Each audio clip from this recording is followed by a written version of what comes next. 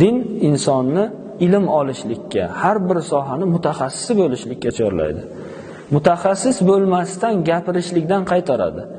Hozirgi paytimizda yana ayniqsa hozir rivojlanib borayotgan dinsizlik sababli, jaholat sababli, odamlar dindan uzoqlashganligi sababli har bir sohada ham gapirib, har bir sohada o'zini fikrini aytadigan, o'zi mutaxassis bo'lmasdan gapirayotgan odamlar ko'p chiqyapti hozir.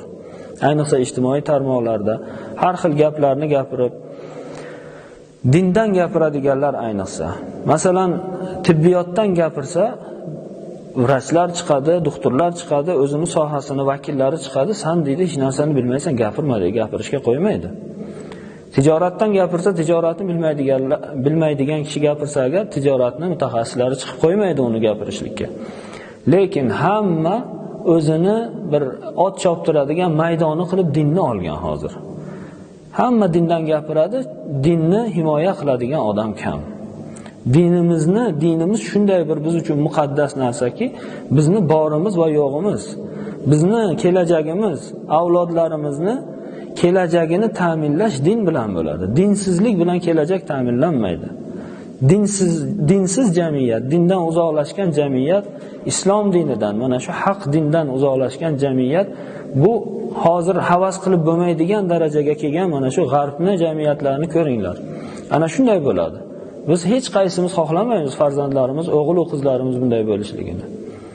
Dindan gapiradiganlar ko'payib ketgan. Hozir masalan tijorat treninglari yoki tijorat haqida yo doktorlik haqida yo boshqa narsa, boshqa sohalarda motivatsiya beradigan deydiganlar chiqib darslar o'tib, 1 soat, 2 soat darslar o'tib, odamlarni endi qandaydir ma'noda bir shijoatlantirayotgandir yo boshqa ishlar qilayotgandir, foydasi bo'layotgandir, bilmadim. Lekin diniy sohada ham shu narsalarning chiqishligi, umuman diniy bir tushunchasi bo'lmagan, diniy ilmi bo'lmagan bolalar, yoshlar chiqib dindan gapirayotganligi va odamlarni shijoatlantirish degan niqob ostida dindan uzoqlashtirib yoki din haqida boshqacha tushunchalar ularning fikriga kiritayotganligi bu achinarli holat. Bu achinarli holat. Buni tezroq anglab yetishimiz kerak, to'xta deyishimiz kerak. Bunday odamlarga to'xta deyish kerak. Yaqinda bo'lib o'tgan voqeani aytaman. Yaqinda bir kishi kelib mendan so'rayapti. Aytayaptiki, bir joyga deydi shunaqa nima bo'ldi, bir majlis, konferensiya bo'ldi deydi. Shunga bordim. O'sha joyda bizga nimani o'rgatdi deydi. Zikr qilishni o'rgatdi konferensiyada. Dedim, qanaqa zikr qilish? Desam agar, Allohga qarab har kun men seni sevaman, men seni yaxshi ko'raman, sendan minnatdorman. Keyin afsusdaman qilgan ishlarimga, meni kechir. Mana shu so'zlarni deydi har kun 10 ming marta takrorla deb aytdi deydi. Shunda keyin sekin-sekin qalbing poklanadi deb aytdi. Kim ekan desam, hech kim tanimaydigan bir psixolog ekan. Hech kim tanimaydigan. Psixolog degani ruhshunos. Odamlarni masalan bir mashaqqatga, musibatga tushib qolganlar bilan suhbatlashadigan, o'zi psixolog degan tushuncha g'arbdan kirib kelgan. O'zi islomda ham bor ilmun nafs. Bu ulamolarning ishi o'zi aslida. Islom ulamolarining ishi, islomiy psixologiya bor. Lekin bu g'arbdan ta'sirlanib, otasi Del Carneymi degan o'sha odam, o'zi oxirida o'zini osib o'ldirgan katta psixolog, o'shanga ergashadigan odamlarning ishi. Islomiy tarafi bilan bunday bir qorishtirishyapti-yu, odamlarga shuni aytishyapti. Mana bunday qil, mana bunday qil deb. Dinga aralashmaslik kerak bu narsalar. Dinga aralashtirilmaslik kerak bu odamlar. Bu zikr emas bu. Men seni bu so'zlarni bunday olib qarasa, o'sha boshqa din vakillari tomonidan, missionerlar tomonidan takrorlanadigan yoki boshqa din vakillari tomonidan kirib kelgan atamalar, so'zlar. Bizni ota-bobolarimiz ming yillardan beri masalan biz o'zbekmiz, tojikmiz, turkmiz, boshqamiz arab bo'lmagan xalqlar, birortasi shuncha olimlar yetishtirgan xalq, shuncha allomalar chiqqan bizning xalqimizdan birortasi o'zbekcha zikr qil deb, o'zbekchada men seni sevaman deb Xudoga 10 ming marta ayt deb aytmagan. Shu paytgacha bu narsalarni yangilik kiritib, bu narsalarni chiqarib odamlarning boshini aylantirish kerak emas. Zikr qilmoqchi bo'lsa, Qur'onda kelgan, hadisda kelgan ulamolarimiz chiroyli qilib tushuntirib bergan zikrlar bor. Uni kimdan olinadi? U vazifalar olimlardan olinadi. Ertalab qanday zikr qilay, kechasi qanday zikr qilay, zikr qilayotganda qalbim qay holatda bo'lsin, bu narsalarni olimlar aytadi. Olimlar aytadi. Har kim ayta olmaydi bu narsalarni. Har qanday psixologlar aralashmasligi kerak bu narsaga. Ular tuzatadigan narsasidan ko'ra buzgani ko'p bo'ladi. Ularning islohotidan ko'ra fasodi ko'p bo'ladi. Shuning uchun bu din bizni bo'ynimizdagi muqaddas bir vojibotlarimizdan, saqlashimiz kerak bo'lgan narsalardan, saqlashimiz biz uchun hayot-mamot bo'lgan, himoya qilishimiz hayot-mamot darajasidagi bir katta narsa bo'lgan muhimmatlarimizdan bo'ladi bu din. Dinni asrashimiz kerak. Qolaversa hozir yana ijtimoiy tarmoqlarda din nomidan, ulamolar nomidan gapirayotgan har xil noto'g'ri e'tiqodga, noto'g'ri firqalarga tortadiganlar bor. Birortasi ustozi yo'q, birortasi bir to'g'ri dars olib, to'g'ri ilm o'qimagan odamlar. Yoshlar ehtiyot bo'lish kerak, yoshlar. Yoshlar ko'proq ijtimoiy tarmoqqa kiradi, yoshlar ko'proq bular bilan muomala qiladi.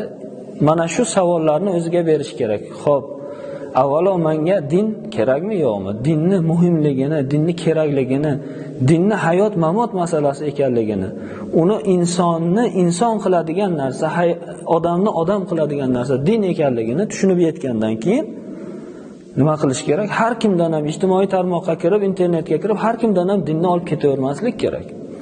Bu yaramaydi. Shunchalik muhim narsa bo'lgandan keyin uni o'zini odamini topib, ahlini topib, o'shalardan o'rganiladi, olimdan o'rganiladi din, ahli ilmdan o'rganiladi.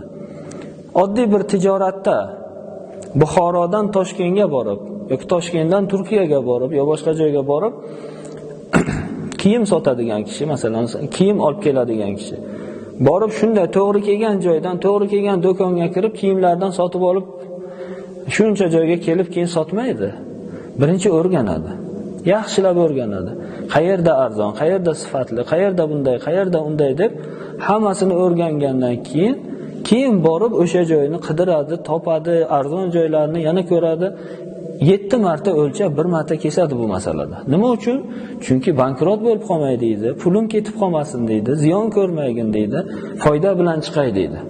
Tijoratda foyda bilan chiqay deydi. Lekin diniy ishga kelganda hech kim o'rganmaydi. Shunaqa zamon bo'lib qoldi. Shunaqa davrda yashayapmiz. Shunday kiradi ijtimoiy tarmoqda. Bir narsani yozib, shuni qilsa bo'ladimi, yo'qmi deb izlashga beradi. Poisk deymiz. Izlashga beradi. Izlashni bosgandan keyin u xohlagan kishisini javobini chiqarib beradi u yerda.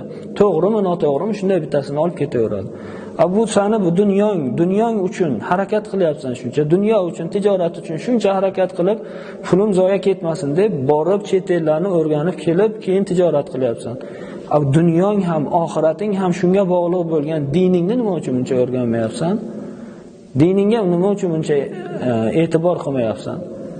Dinga e'tibor qilish kerak. Har kimdan internetga chiqib olib 10 minutlik video qo'yib dindan gapirgan, mana Qur'onda bunday kelgan, oyatda bunday kelgan, hadisda bunday kelgan degan kishidan olib ketilavermaydi. O'zi kim u? Qur'on va hadisdan gapirsa bo'ladigan odammi yo'qmi? Bu narsalar surishtirilishi kerak. Aql bilan yondashish kerak bu narsalarga, aql bilan. Har xil o'zini hissiyoti bilan, o'zini qarashi bilan yondashiladigan narsa emas din. Din menimcha bunday deydigan narsa emas. Menimcha ketmaydi dinda. Dinda hamma narsa aniq. Dinimiz shunday muqaddas, shunday muborak din. Agar dinimizga to'g'ri va to'liq amal qila olsak, xuddi ajdodlarimiz qanday bir buyuklikka erishgan edi. Ajdodlarimiz dunyoni titratgan va dunyoni tebratgan odamlar edi. O'shalarday olimlar yetishib chiqadi yana jamiyatimizdan. Agar dinimizga to'liq amal qila olsak, to'g'ri amal qila olsak, dinimizni to'g'ri tushunib yetsak. Dinimizni to'g'ri tushunib yetsak olimlar chiqadi. To'g'ri o'qiydigan, xalqi uchun, vatani uchun foydasi tegadigan ilmli odamlar chiqadi. Chet elda yaxshi ko'proq oylik bersa ham, chet elda ko'proq pul topish imkoniyati bo'la turib, yo'q, vatanimda men shu ilmimni tarqataman, vatanimga xizmat qilaman, mana shu xalqimga xizmat qilaman, millatimga xizmat qilaman deb chet elga ketmasdan shu yerda qolib ilm o'rgatadigan, ilm oladigan, ilmini tarqatadigan odamlar chiqadi. Agar dinimiz bilan birga yashasak, dinimizni to'g'ri tushuntirib bersak, din asosida hayot kechirsak. Agar shunchaki o'qisa, din bilan yo'g'rilmagan bo'lsa hayot, inson moddani quli bo'lib qoladi. Inson moddaparast bo'lib qoladi. Qayerda ko'proq moddiyat bor, qayerda ko'proq pul bor, o'sha yoqqa qarab ketaveradi. Qaysi masalada ko'proq pul topish imkoniyati bo'lsa, o'sha tarafga moyil bo'lib ketaveradi. Uni man qiladigan, uni to'sadigan narsa yo'q. Garchi 1000 ta kamerani qo'ysangiz ham tepasiga, yolg'iz o'tirganda kamera yo'q joyda o'sha gunohini qiladi, o'sha ishini qiladi, o'sha porasini oladi, o'sha korrupsiyaga yo'l qo'yadi yana. Ana shunday. O'shaning uchun Alloh taolodan qo'rqishni, Alloh taoloni yaxshi ko'rishni, Allohning dinini biz to'g'ri tushunib, boshqalarga ham to'g'ri yetkazib berishligimiz kerak. Din hayotimizdagi ajralmas va eng muhim bo'lgan nuqtalardan biri, eng muhim bo'lgan narsalardan biri hisoblanadi. Yetkazmoqchi bo'lgan gaplarimiz, yetkazmoqchi bo'lgan ma'lumotlarimiz shu edi. Alhamdulillahi avvalan va axiran. Va sallallohu va sallama ala sayyidina Muhammadin va alihi va sahbihi ajma'in.